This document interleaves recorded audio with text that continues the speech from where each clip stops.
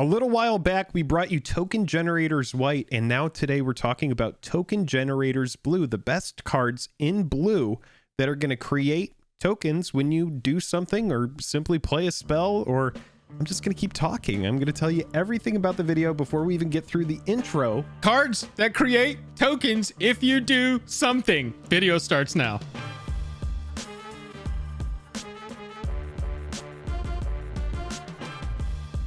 Special thanks to our Patreon supporters who power our channel. Check out our Patreon for monthly giveaways, exclusive content, and even a starring role in our fan fight series. Link in the description below. Hello and welcome to the day. Thank you for spending your time with us. I'm Jake. I'm Joel. Welcome back to another episode of Jake and Joel Are Magic. We're going to talk about cards in EDH that if you do a thing, you get a thing. But first, if you would, go down there, hit that like button if you like the video by the end of it. Hit that dislike button if you don't. Yes, and if you are a fan of Jake and Joel Are Magic, check us out on Patreon. It might be a good fit for you. There's giveaways, there's names and videos. It's a great time. So what's great about token generators, before we talk about these cards, is that once you've made an investment in mana, you're going to get a passive effect that's going to get you a token that you can do anything with, whether you need to sacrifice it, whether you want to put equipment on it, whether you're trying to just do anything, create a blocker to save your butt. A lot of times the token generators in blue create flyers, 1/1 flyers, 2/2 flyers. That's a big theme that you will see. And these cards, let's check them out. Jake, let's start off with Efficient Construction. It's an enchantment, and that is your favorite card type in EDH. Gosh, yes it is. 1 blue, 3 other. Uncommon here from Aether Revolt. Whenever you cast an artifact spell, create a 1/1 colorless Thopter artifact creature token with flying. So anything that's running, think like Urza, heavy suite of artifacts, your soul rings, your mana crypts, all sorts of shenanigans. This is a great card that's going to benefit off of those. It's going to create you either aggro to get in the air or blockers. Either way, you're not going to hate having 1/1 flyers. Yeah, absolutely. And the creatures themselves count for artifacts for anything that's counting the amount of artifacts you have. Mechanized Production is next up. It's a 4-cost aura that enchants an artifact you control. At the beginning of your upkeep, you create a token that's a copy of that enchanted artifact. And then if you control 8 or more artifacts with the same name as one another, you win the game. Mechanized Production doesn't have to be on the card. It's checking if you have 8 of those. I'll clue you in real quick. Treasure tokens are going to be one of the easiest ways to accumulate 8 of the same named artifact. Mechanized Production can go on a giant non-legendary artifact creature and just keep pooping out artifact creatures over and over again as tokens. I really like that this one is a win con built onto a copy token generator. Yes, next we're talking about Drakehaven. This was a card that I actually had a lot of high hopes for when it originally came out in Amonkhet. 1 blue, 2 other enchantment. Whenever you cycle or discard a card, you may pay 1. If you do, create a 2/2 blue Drake creature token with flying. So again, another token with evasion. This is the 2/2 that Joel was talking about earlier. Anytime that you cycle a card, whether you're getting a Lonely Sandbar or Baron Moor out of the way, you can pay 1 for a little extra value. Same thing goes for if you're trying to discard cards. If you have a discard engine and you're trying to, in a Muldrotha kind of deck, trying to throw stuff into the graveyard, this is another way to get a little bit of extra value out of that. And again, in Muldrotha, if they were to destroy this, you could just cast it again from the graveyard. That's exactly right. Murmuring Mystic is a creature now that's going to be creating tokens. How did a creature get on this list? Jake hates creatures in EDH. Delete the creature. Delete the creature. Murmuring Mystic at 5 toughness is going to be a creature that can survive some hits. Obviously, it's not going to survive the wrath of God, but what can? Besides indestructible creatures. Murmuring Mystic, whenever you cast an instant or sorcery spell, you're creating a 1/1 bird illusion creature token with flying. Again, avoidance creatures with flying. There's a lot of cards. Reconnaissance Mission, Coastal Piracy. These cards are going to let you draw cards every time you have a creature connecting. And you know what's an easy way to get a creature connect? Have 8 flyers that are all 1/1s in the air, and suddenly you're drawing a lot of cards. Yeah, that's true. Ominous Seas up next. 1 blue, 1 other for an enchantment. This one from Ikoria. Whenever you draw a card, put a 4 shadow counter on Ominous Seas. Remove 8 4 shadow counters from Ominous Seas. Create an 8/8 blue Kraken creature token. Also has cycling. If you draw it late, you can get rid of it. What's really cool about this is think like wheel effects. Anything like Time Twister, Wheel of Fortune.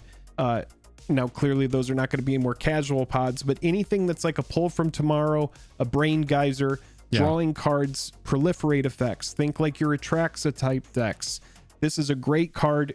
In limited, we're not talking about limited, and limited is just absolutely a house, but I really do think that this card is great. And when you pair this with any kind of, we haven't talked about this in this video, but if you were to put these decks in like a blue-green deck and you pair these up with any kind of doubling season type effects, you're going to get a lot out of this. Oh yeah, absolutely. And you're naturally going to be drawing cards anyway, especially if you've got a Shark Typhoon to cycle away. 6 cost enchantment. Whenever you cast a non-creature spell, you create an XX blue shark creature token with flying, where X is that spell's CMC. That's already cool. That's just super dope. 6 cost enchantment. It's just amazing. Casually amazing in EDH. Yeah. Cycling, though, if you want to take this card and push it over the edge, you can pay 2 and X, and whenever you cycle it by discarding it and drawing a card, you create an XX blue shark creature token with flying. That can be done in instant speed. And homies, that can't be responded to. That creature is entering the battlefield. You cannot counterspell a cycled ability, a cycled card. You get another card in your hand. You get rid of the Shark Typhoon. You get an XX token with flying that comes in at instant speed as a blocker, EOT as a big attacker the next turn. And honestly, with all the combo videos that I post on the channel, Jake made this point to me when we were putting this video together. Make yourself some infinite mana, EOT, infinitely large shark coming at your face. Hammerhead, deal with it. Yeah, why not? Skywise Teachings, another enchantment. I don't know. Do we need to change our channel name to Enchantments Are Best? Because Cop I feel enchantments for Commander, Jake and Joel Magic. I'm going to work on that. I like that. Yeah, 1 blue, 3 other here. Enchantment. Whenever you cast a non-creature spell, you may pay 1 blue and 1 other. If you do, create a 2/2 blue Djinn Monk creature token. So obviously this is going to thrive most when you have a little bit of extra mana left over. But you're going to be able to convert that extra mana, maybe something at the EOT. If you're casting a non-creature spell, whether it's a counter spell that you want to get a little bit more value out of, pay that extra 2. Get yourself a flyer, whether you need it as a blocker. We can talk about all the different ways you can use a flyer. If you've played Magic, you know that you never hate having a little bit of flying power. Yeah, this is one that'll go great in the long game. Honestly, over time, this is going to get you a lot of residual value when you don't have anything else to do with that 2 mana. Dump it into creating a 2/2 flyer. I mean, you're never going to hate having that on the board. Tauren Sky Summoner is probably the most fragile. Jake, another creature snuck into this video. Massive apologies to you on that one. 2 blue, 2 other for a 2/2 Merfolk Wizard. Relevant creature types, but it is still just a 2 toughness creature, which means it dies to pretty much everything. However, in the long game, like I said, whenever you cast an instant or sorcery spell, create a 2/2 blue Drake creature token with flying. This is a beta target. Now, by that, I mean you've got your commander, you've got your finishers, you've got your huge, spicy creatures. Those are your alpha targets. Those have to be removed by your opponents or you're probably going to win. With Tauren, you've got a beta target. Now, if they choose not to use your go for the throat on this creature is just going to sit there throughout the entire game and just give you value. And in the additive, that's going to be huge. However, if it just eats a go for the throat, you're like, dope. That's a go for the throat that's not going to be hitting my commander. True. For that, I like a fragile creature like this that's going to give you passive value because you make that initial investment of 4 mana, you're done. That's it. That's what I really like about a lot of the cards that we're talking about today is that once you make that initial investment, all you have to do is kind of play your game. This is one of those cards that once you resolve it, you get a champion's helm on it or you get some sort of way to give it hexproof. And then all you do is protect it, use your counter spells, create flyers, get in. Next card, Metallurgic Summonings, 2 blue, 3 other for an enchantment. A card that, as we were going over this list, kind of reminds us a lot of Shark Typhoon. Yeah. Whenever you cast an instant or sorcery spell, create an XX colorless construct artifact creature token, where X is that spell's converted mana cost. Sad face, we do not get flying on that token. However, there is a lot of value there. And then for 2 blue, 3 other, exile Metallurgic Summonings. Return all instant and sorcery cards from your graveyard to your hand. Activate this ability only if you control 6 or more artifacts. Again, this is going to play really well with some of the other cards that we've already talked about in here that are going to get the most out of artifacts. Yeah, fun card here. Lots of value. You see where a lot of the strategies find themselves with In blue. blue token creators specifically is Artifact Strategies, and that's pretty good. This card kind of reminds me of Praetor's Council. You can get a bunch of cards back late game, early game. You know, if you can curve it out on turn 5, great. You're going to get some XXs until it gets answered. So that's pretty good. Next up, we got Tezzeret, Artifice Master, 5 cost, 5 loyalty walker. One of my favorite blue walkers to play, just kind of a pet card of mine. +1 to create a 1/1 artifact creature token with flying, so it counts as an artifact for anything counting artifacts. Pay 0 on the loyalty. Draw a card. If you control 3 or more artifacts, draw 2 cards. Guess what? You're going to be drawing 2 cards off of this all the time in your EDH deck. If it's built even mediocre, you're going to have 3 artifacts on the battlefield with Tezzeret at 5 mana. And then -9. Planeswalker that protects itself too. Oh, it's so nice. Yes, baby. Little creature, go out there, block the attackers.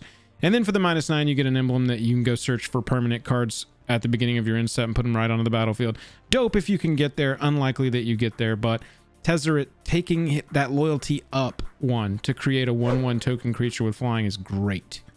Very good. Next card, probably my favorite on the list. A little bit more expensive enchantment that we've talked about here. 2 blue, 2 other.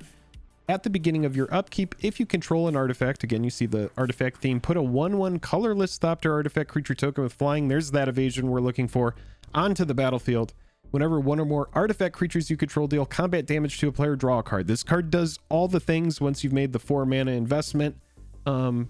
If you control an artifact, you're passively getting a 1/1, and whenever it deals combat damage, you're drawing a card. So lots of velocity, bodies represented on this card as well. It's honestly just a super strong card from MTG Origins. Yeah, it's very similar to Coastal Piracy and Reconnaissance Mission that I was talking about. Those blue avoidance creatures, if they deal damage, they draw cards for you. That's excellent.